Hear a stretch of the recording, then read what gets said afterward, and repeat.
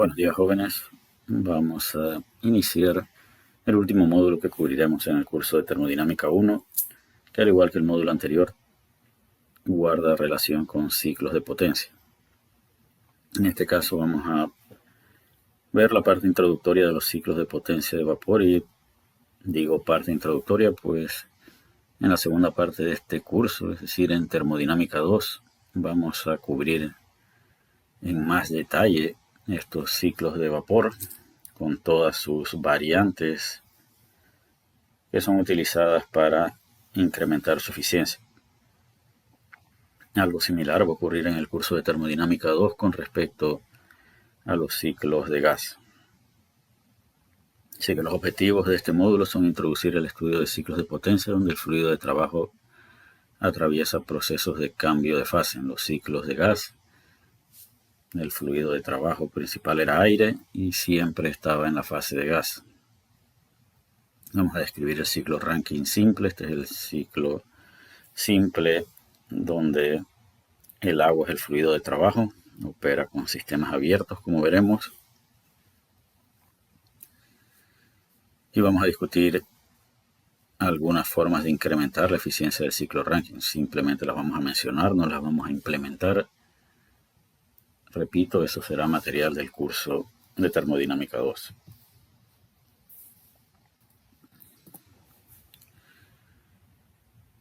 Vamos a ver cómo operaría un ciclo de Carnot en sistemas abiertos. Hemos visto allá por el módulo 5 de la segunda ley de la termodinámica el ciclo de Carnot en sistema de pistón y cilindro. Ahora vamos a ver cómo operaría luego de haber definido el trabajo reversible en condiciones estacionarias. Vamos a ver el ciclo de Carnot en sistemas abiertos, o sea, adición de calor isotérmica. Eso ocurriría en una turbina, es decir, la adición de calor tendría que ocurrir en paralelo con un proceso de expansión. Decíamos que el trabajo reversible en condiciones estacionarias con cambios de expresiones de energía cinética y energía potencial era igual a la integral de V de P. También veíamos en el módulo 5 que diferentes trayectorias requerían diferentes cantidades de trabajo, y la trayectoria que requería menos trabajo para incrementar la presión y la que producía más trabajo al reducir la presión era la trayectoria isotérmica. Así que esta etapa de expansión va acompañada del proceso de adición de calor. Luego del proceso de adición de calor isotérmico en una turbina debe haber un proceso de expansión isentrópica. Así que de 1 a 2 la presión disminuye, pero la temperatura permanece constante. De 2 a 3 la presión sigue disminuyendo, pero en este caso la entropía permanece constante. De 3 a 4 hay un proceso de compresión con rechazo de calor, es decir, tenemos que enfriar el compresor a medida que incrementamos la presión, y esto tratando de seguir o siguiendo una trayectoria isotérmica para que el proceso de rechazo de calor sea reversible. Así que de 3 a 4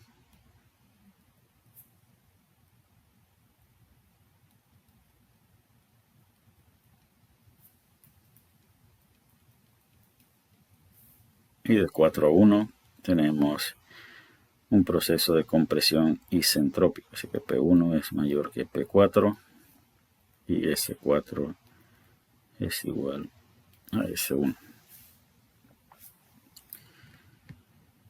¿Cómo se verían estos procesos en un diagrama temperatura-entropía, igual que en el caso de los ciclos en sistema cerrado? Pero ¿qué ocurriría si quisiéramos implementar esto utilizando agua como fluido de trabajo.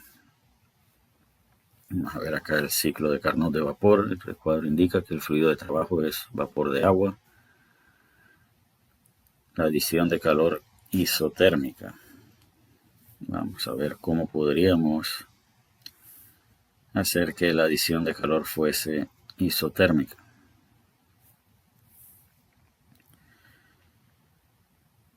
Si fuéramos de 1 a 2, acá, en este caso, P1 sería igual a P2. Y nosotros hemos argumentado a lo largo del semestre o hemos utilizado como suposición en los intercambiadores de calor que la presión de las corrientes permanecen constantes. Así que en un intercambiador de calor podríamos agregar calor para pasar de líquido saturado a vapor saturado isotérmicamente. Expansión isentrópica y adiabática. Esto sería este proceso, donde esto es P1 que es igual a P2 y acá esto P3 es igual a P4. Así que con un dispositivo de recuperación de trabajo que disminuye la presión, tendríamos que lograr este propósito de ir de 2 a 3. Rechazo de calor isotérmico podría ocurrir en un intercambiador de calor a presión constante de 3 a 4.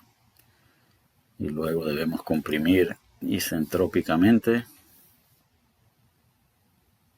de 4 a 1. Y acá necesitamos un dispositivo para incrementar la presión. Así que acá necesitamos dispositivos de potencia. Acá necesitamos una turbina. Y acá necesitamos un dispositivo que incremente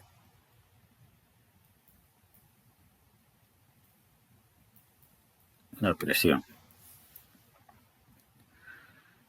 Y no hay un dispositivo que incremente la presión de mezcla de líquido y vapor saturado reversiblemente.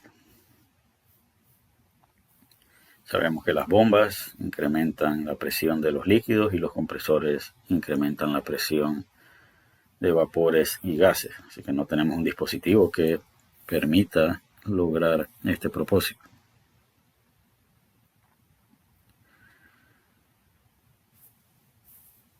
Como veremos más adelante o hacia el final de este módulo y en el curso de termodinámica 2, las turbinas de vapor, la humedad o el líquido en su operación no es deseado. Así que acá también podríamos afrontar problemas para expandir mezcla de líquido y vapor saturado con altos grados de humedad o con contenido de líquido alto. Así que otra opción sería trasladar este proceso de tal manera que esta es la entrada al proceso de compresión y acá tenemos líquido y podríamos usar en teoría una bomba. Acá tendríamos vapor a lo largo de toda la turbina y acá tendríamos un proceso isobárico e isotérmico para rechazar calor.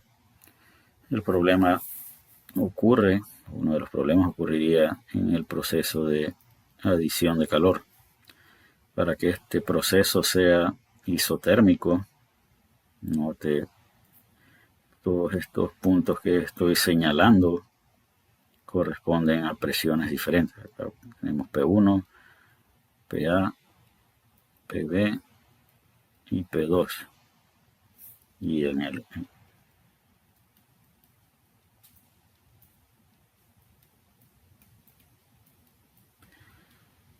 eso significa que necesitaríamos un dispositivo que reversiblemente disminuya continuamente la presión a medida que agregamos calor a temperatura constante. Eso tampoco es posible lograr. Así que, ¿cuál es la alternativa para los sistemas de potencia de vapor? La alternativa es el ciclo Rankine Y vamos a empezar con el caso ideal. Esto fue cierto también para el caso del ciclo Brighton. Y en muchas ocasiones haré referencia al ciclo Brighton, pues el ciclo ranking desde el punto de vista de la cantidad de dispositivos, cantidad de flujos de masa, cantidades de presiones, es bastante similar. Hay muchas similitudes entre el ciclo ranking y el ciclo Brighton. En el ciclo Brighton teníamos un compresor, un intercambiador de calor de adición de calor, una turbina y un intercambiador de calor de rechazo de calor. Esto era lo que ocurría en el ciclo Brighton. Incremento de presión, adición de calor, disminución de presión con recuperación de trabajo y rechazo de calor.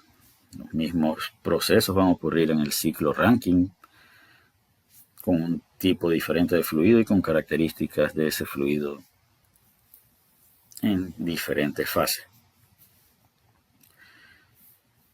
El equivalente al compresor en el ciclo ranking es la bomba, y la bomba incrementa la presión, en el caso ideal, reversiblemente. Y las bombas usualmente las consideramos adiabáticas. Así que adiabático y además reversible hace que este dispositivo idealmente opere en forma isentrópica. Así que acá incrementamos la presión. De tal manera que la presión de 2 es mayor que la presión de 1. La adición de calor ocurre en una caldera y la salida de la bomba debe ser líquido. Pero el estado 3, que es la salida de la caldera, es la entrada de la turbina, y decíamos que queríamos evitar la presencia de humedad en esa turbina. Por lo tanto, vamos a llevar ese estado 3 o esa salida de la caldera al estado de vapor sobrecalentado. Así que a la caldera el fluido entra como líquido y debe salir como vapor sobrecalentado. Despreciando efectos de fricción en los ductos que transportan el agua en la caldera, podemos suponer que ese proceso de 2 a 3 desde el punto de vista del agua es isobárico. El proceso de expansión ocurre en la turbina adiabáticamente y en el ciclo ideal también lo hace en ausencia de irreversibilidades. Por lo tanto, el proceso de 3 a 4 es isentrópico, como lo podemos ver en este diagrama TS. Así que el proceso de 1 a 2 idealmente es reversible, 2 a 3 isobárico, y el proceso de 4 a 1, de 4 a 1 se rechaza calor en agua a presión constante en un dispositivo que se denomina el condensador. Entonces decíamos que la bomba era el equivalente del compresor en el ciclo Brighton, la caldera es el dispositivo donde se agrega calor, la turbina es la turbina, y el dispositivo en el que se rechaza calor se denomina condensador en el ciclo Rankine, pues como observamos, el agua tiene que ser llevado al menos a líquido saturado para poder entrar a la bomba, dadas las características de una bomba que solo opera con líquido.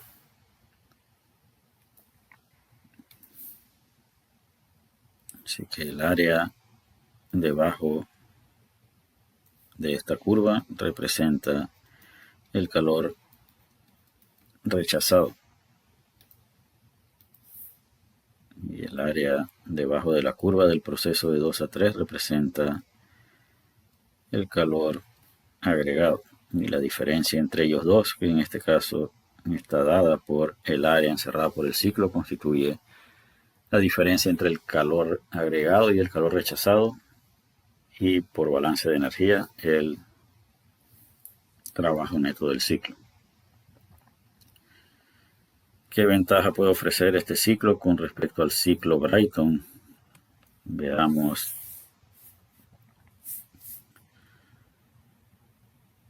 el incremento de presión.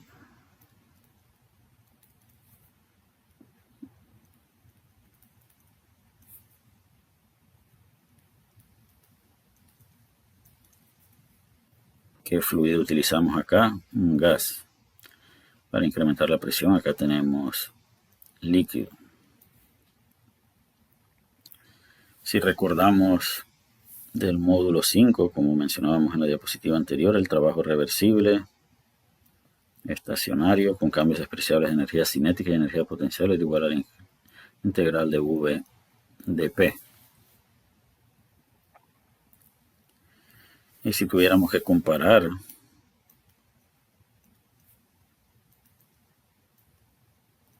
V de gas con V de líquido, este sería el resultado. En el módulo anterior definíamos la razón de retorno de trabajo como el trabajo de la potencia del compresor dividido entre la potencia de la turbina. Y en el ejemplo resuelto vimos que esta razón de retorno de trabajo era un número que podía ser grande. Ahora, en el ciclo Rankine, el incremento de la presión se realiza en fase de líquido. Y esto no es que es solo mayor, es mucho mayor. Por lo tanto, esta razón de retorno de trabajo en el ciclo Rankine es muy pequeña. Es decir, para incrementar la presión vamos a usar una pequeña fracción de lo que genera la turbina. Y eso es una ventaja. La eficiencia térmica del ciclo Brayton, en general, decíamos,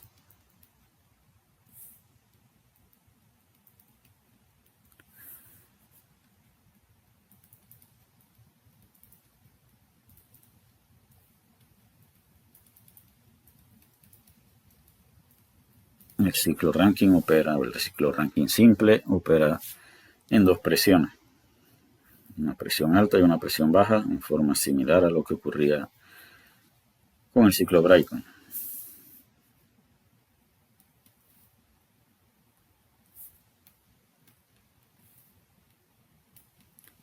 En condiciones estacionarias, en la operación estacionaria de cada uno de estos dispositivos,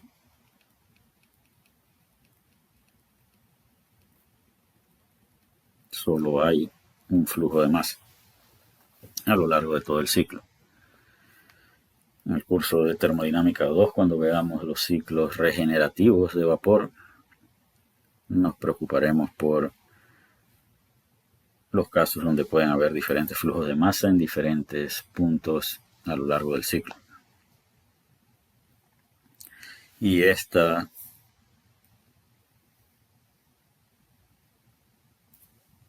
observación de los mismos flujos de masa permiten que el análisis de desempeño de los ciclos Rankine simples sea bastante sencillo, pues la eficiencia térmica es igual a la potencia neta dividido entre el calor agregado. Y esto sería la potencia de la turbina menos la potencia del compresor, dividido entre el calor agregado, que es el Q de 2 a 3.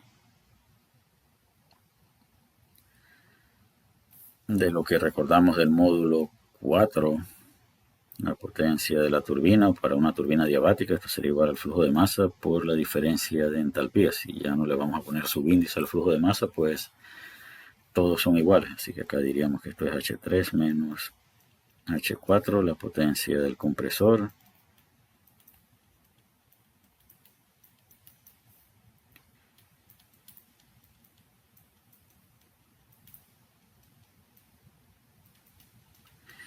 Y lo que queremos mostrar aquí es que todos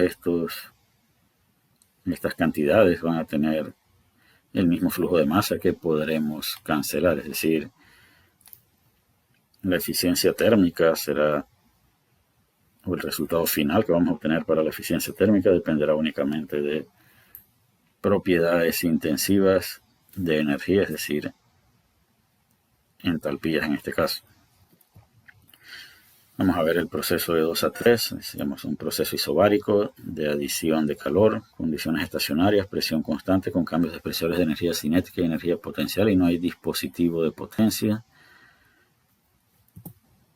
Balance de energía conduce a esta conclusión donde esto es Q punto entre M punto. Entonces el calor de 2 a 3 dividido entre el flujo de masa. Y esto representa el QH de este ciclo.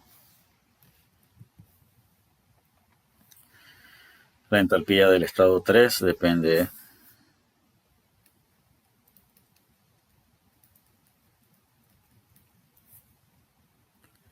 así que H3 es función de la presión alta del ciclo y de la temperatura de salida de la caldera, que es la temperatura máxima. Y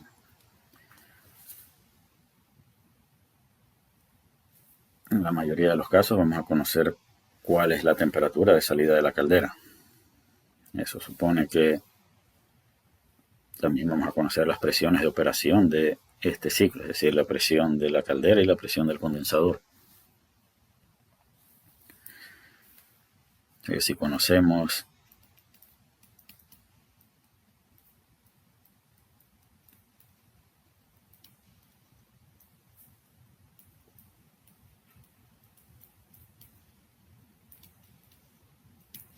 H3 se puede evaluar.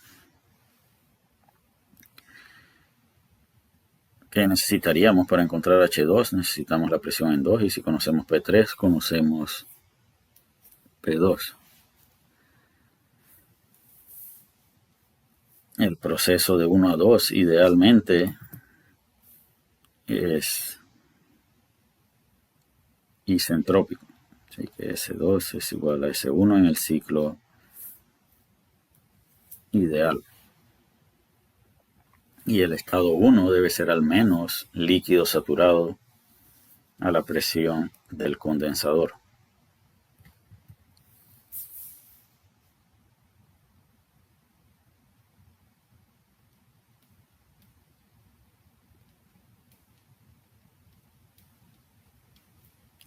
Repito, el estado 1 debe ser al menos líquido saturado.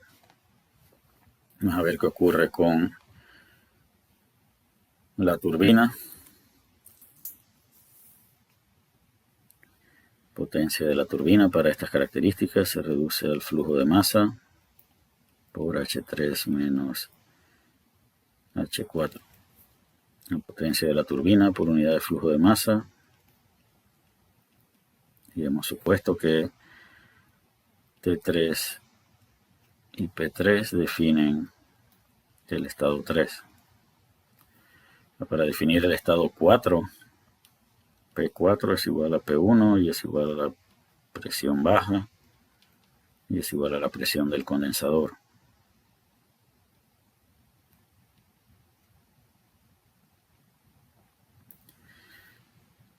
Vamos a suponer que es también un dato conocido. Si el estado 3 está definido, quiere decir que podemos definir S3. E idealmente, por lo tanto, el estado 4 va a estar definido por P4 y por S3.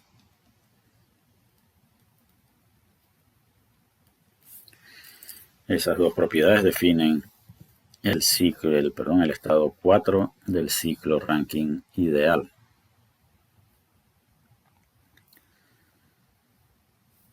Que no debemos tener dificultad en analizar esta turbina. El proceso a través del condensador es a presión constante.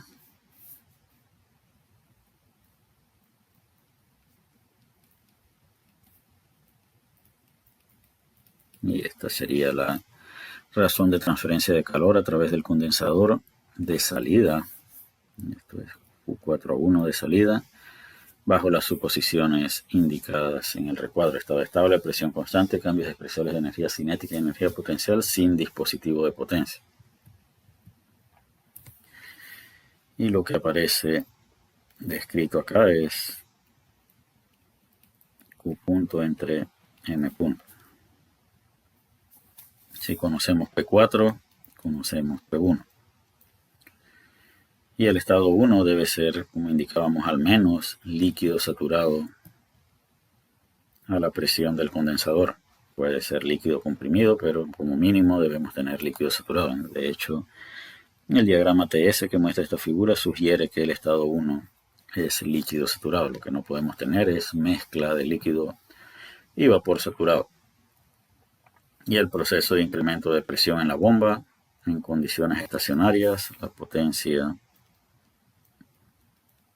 de la bomba es igual al flujo de masa por H2 menos H1, donde H2 es, como decíamos, función de la presión de 2 y la entropía de 1 en el caso del ciclo ideal. Esto representa la potencia de entrada de la bomba por unidad de flujo de masa.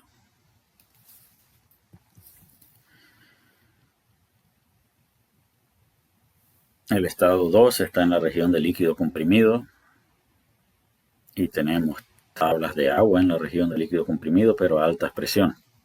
Si la presión de salida de la bomba está por debajo de las presiones que aparecen en la tabla de líquido comprimido, podemos usar estas aproximaciones. Y vamos a ver. Suponer que el estado de salida es isentrópico, esto sería U2 menos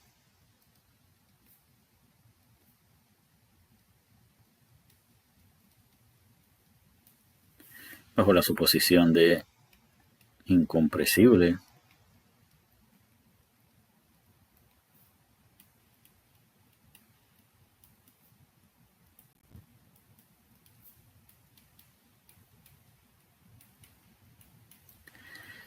Y un proceso isentrópico de incompresible, como veíamos en el módulo 5, es isotérmico.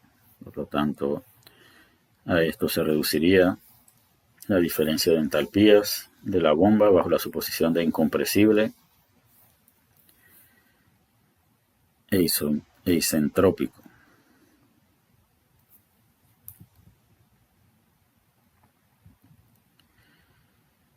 Potencia neta del ciclo es la potencia de la turbina menos la potencia de la bomba.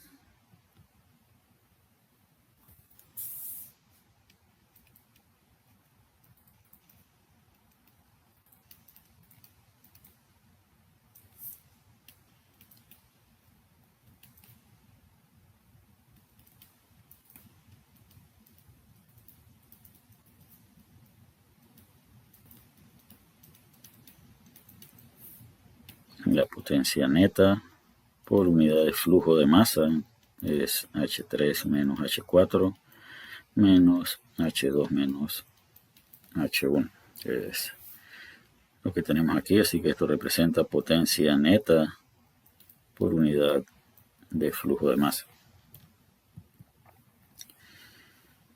Y el calor agregado es el Q de la caldera. Y es M punto por H3 menos H2. Así que el Q de la caldera por unidad de flujo de masa y la eficiencia térmica, donde se van acá. Esta es la potencia de la turbina, esta es la potencia de la bomba y esto es la razón de transferencia de calor agregado en la caldera. Se cancelan todos los flujos de masa y el resultado final es esta expresión. Otra manera de evaluar el desempeño de los ciclos de potencia de vapores a partir de este parámetro llamado el heat rate. Y observamos el heat rate es un inverso de la eficiencia térmica.